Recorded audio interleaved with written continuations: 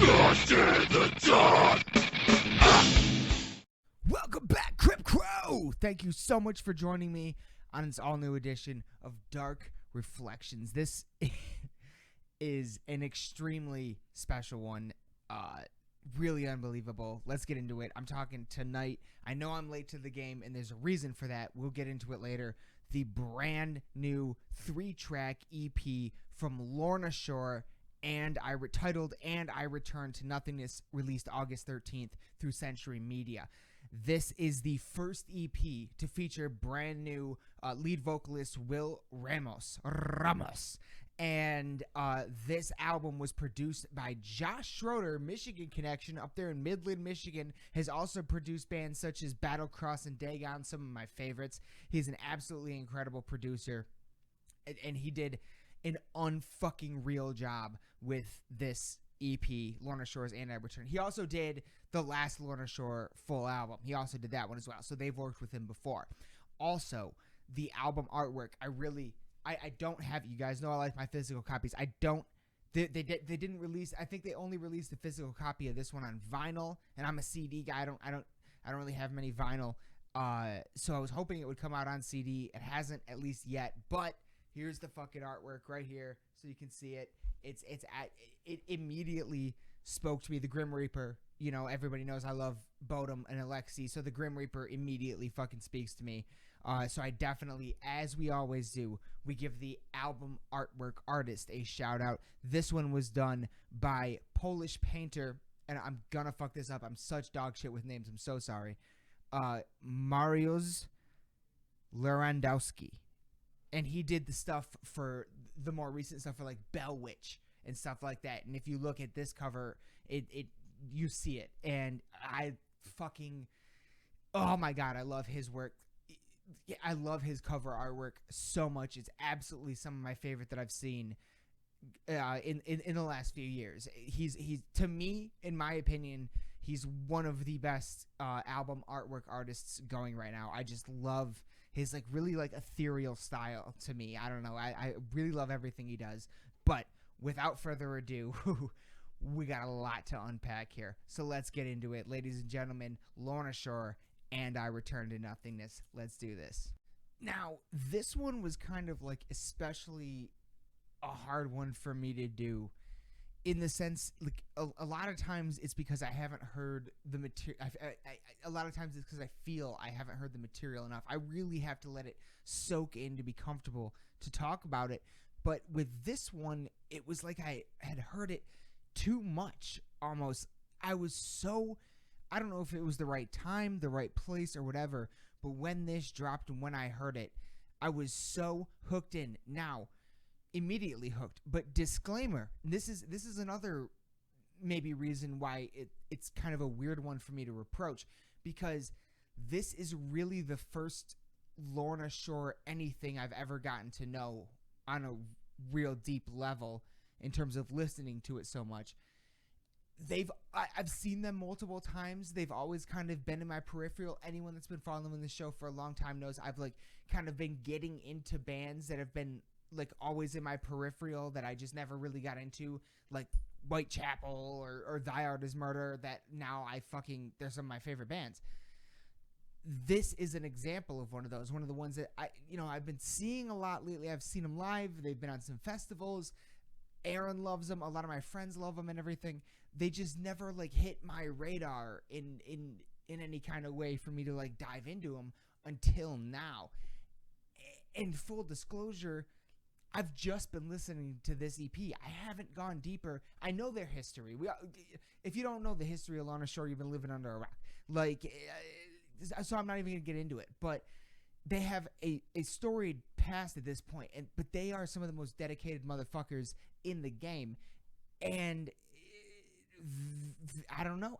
They've been doing it for a decade now, and this is the one, I don't know, that just finally like hit me in some certain way at a certain point in time, to where like it just got its fucking hooks into me in a way that not a lot of other music has ever done for me before. It really is insane how much I just absolutely fucking adore this EP. So I did want to just kind of put that disclaimer out that, like, I'm coming into this fresh. I can't speak to any of how they sounded in the past or anything like that. I'm coming into this one fucking raw, straight.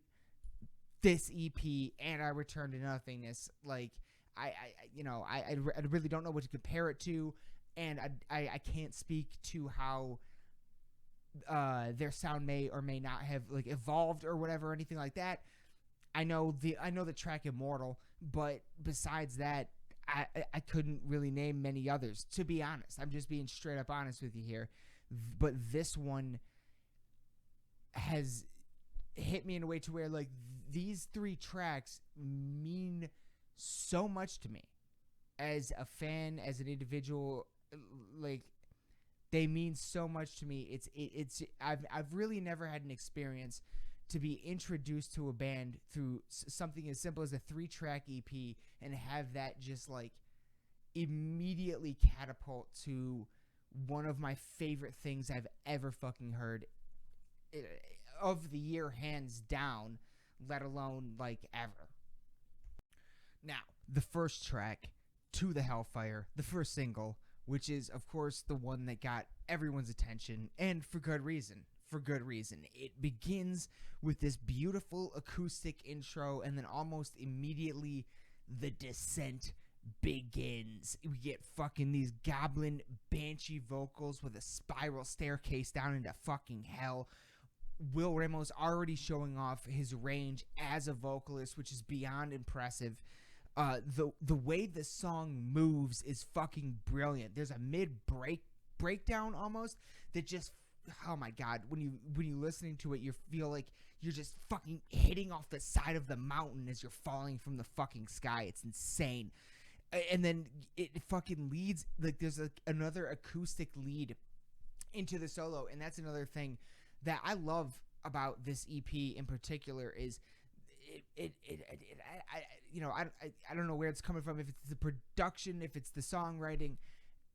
They let every fucking instrument shine.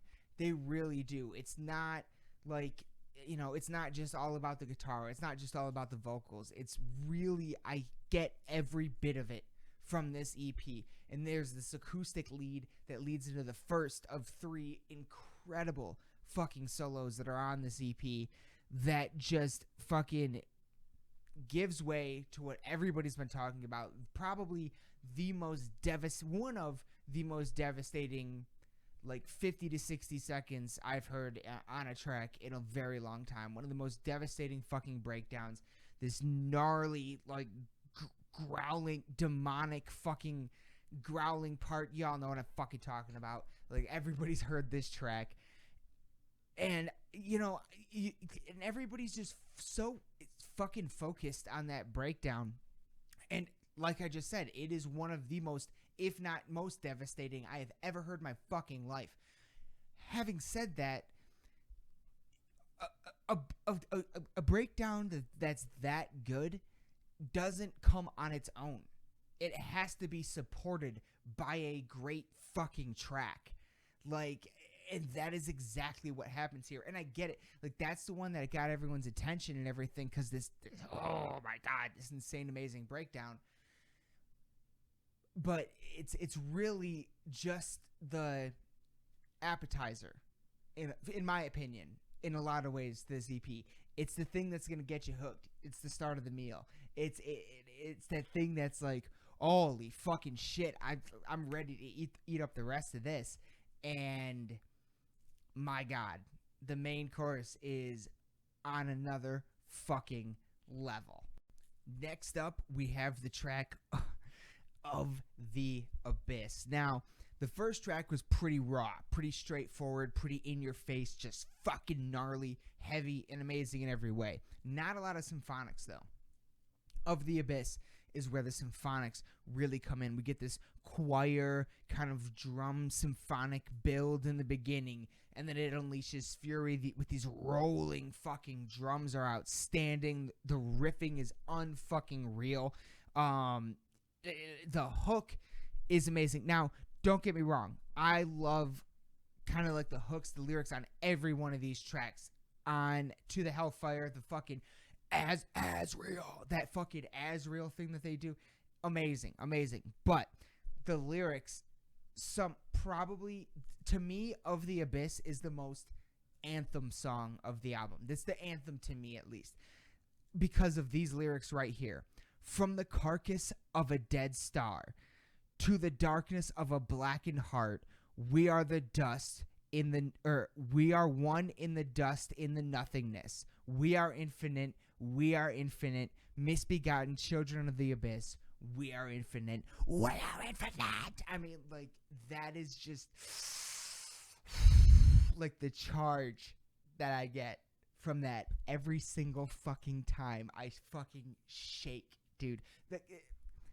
That's something I gotta say. That's something. I know I'm midway through this right now. I should probably put this in the end, but that is one thing. Someone asked me recently what specifically is it that I like about Battle? Break it down. And it really broke down to it's like hot sauce. It's like a visceral, physical reaction you can get from it, and that's what's so addicting to me for it. It's not just something I throw on. It's not casual, you know. It's not passive. It's real to me. It's visceral. It's to the okay. It's to the point where I will walk outside. It's 85 degrees. I get into my car. I turn it on where it says it's 101 degrees. And I immediately turn on this EP, roll the window down. Dash still says it's 100 degrees in my car. Within 3 seconds, every hair on my arm is standing up, and I have chills. I'm sweating, but I have chills running down my spine. And I feel cold, actual cold chills, and every hair on my body is standing on end. That is a visceral fucking reaction. And there's very little music out there that I can fucking put on and do that every single time with. Every time, without fail. This is one of them. Hands down, without question. I am not lying. I will fucking take a video and post it on YouTube if anybody doesn't think I'm telling the truth right now. 100%. Every time I put this fucking thing on, I don't care how hot it is. I don't care if I'm sweating, no matter what. I will get cold chills down my spine, and every hair on my arm will stand on end. It is just has this really visceral reaction in me, and there's not a lot that I've discovered recently. There is some, but there's not a lot that I've discovered recently that does that on this level, and this does it. This does it, absolutely, and it's fucking insane. This track, I love how Of the Abyss. I love how it's almost like the breakdown starts, and the first half of it is the fucking guitar solo, and the second half is like the vocal part. It's like a big chunk breakdown in the middle, but the divided into solo and vocal, and I love that. I love every solo on this one. This one is definitely one of my favorites. Unbelievable. He just does a fucking incredible job on that guitar. It's absolutely unbelievable every time.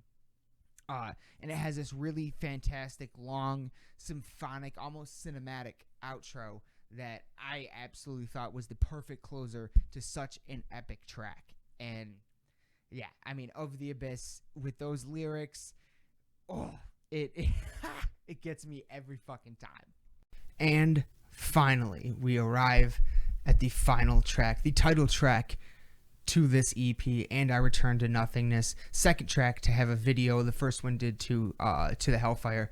Also had a music video associated with it, so be sure to check those out. But this fucking closer, this closing track is fucking unbelievable. It starts with like this symphonic build with a little bit of like a choir kind of sound to it, but then the kind of beat or whatever that comes in, that do do do do do do do do do do do.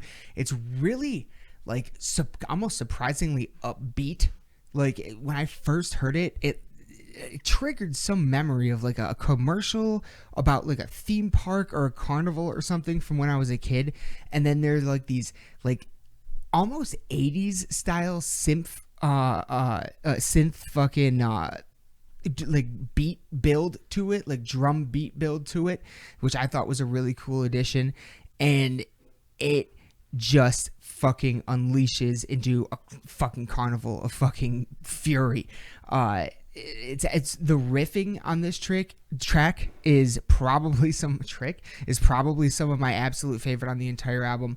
I absolutely love the riffing on this one. The solo, also probably my favorite on the entire album.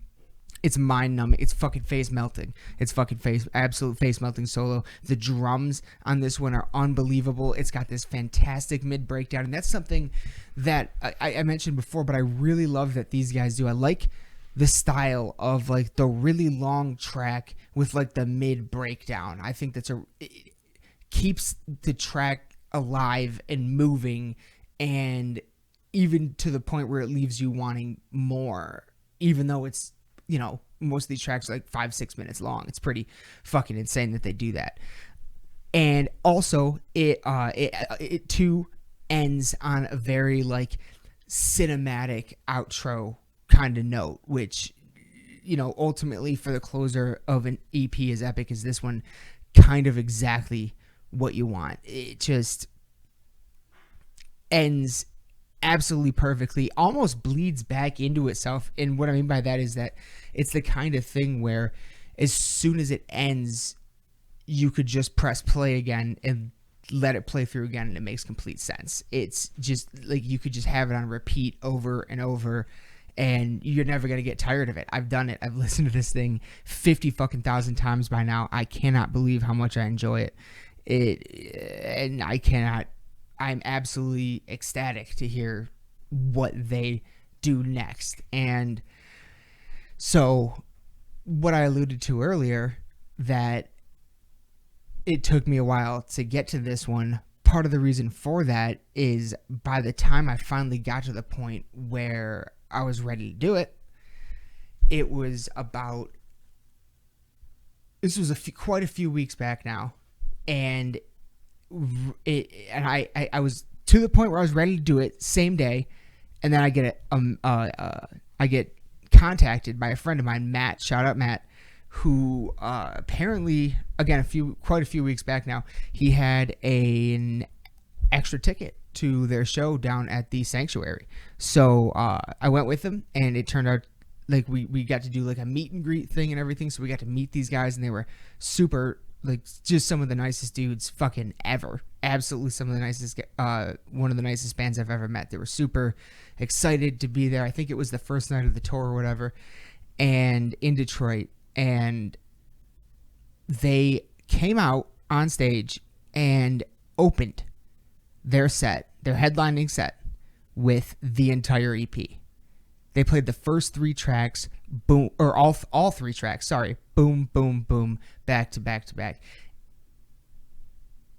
It has been a very long time, especially with how complicated these tracks are, because again, they're 5 to 6.5 minutes long. There's a fuck ton of shit going on in them, symphonics and, you know, lots of background music and all that stuff.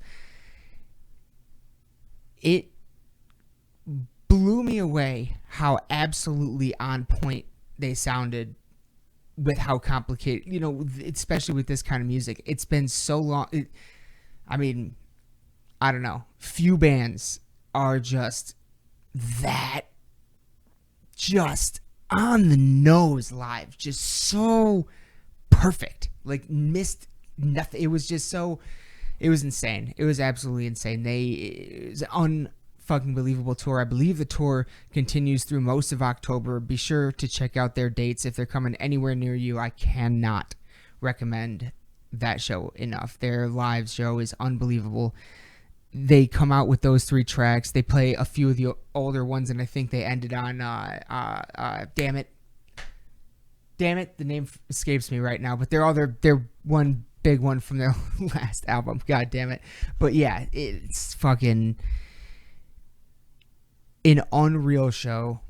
They're unreal live, incredible energy, and just so on point with the sound that I don't know. It really that one left me pretty speechless. Me and Matt walked out of that place like, what the fuck did we just see? Like, I'm so convinced, I'm beyond convinced that these guys, so they're as far as I know, they're planning on recording their next full length, their first with Will, in November. So if that happens, if that's the case, then I imagine it'll be out sometime probably late spring, early summer, if I had to guess. Usually that's, in normal times at least, that's usually how things will go, but we'll see what happens. When that next album drops,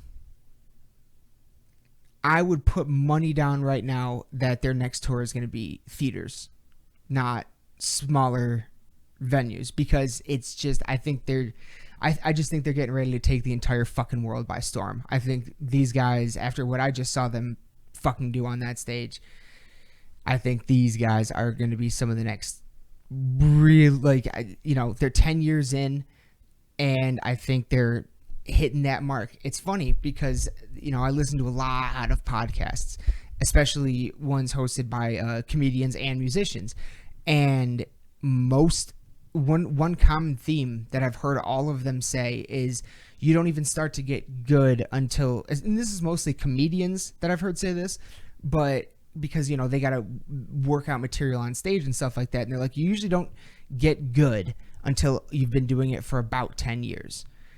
These guys have been doing it for about 10 years now. And I'm not saying, that's the difference between the comedy and musicians, because, the first album can be fucking amazing. You know what I mean?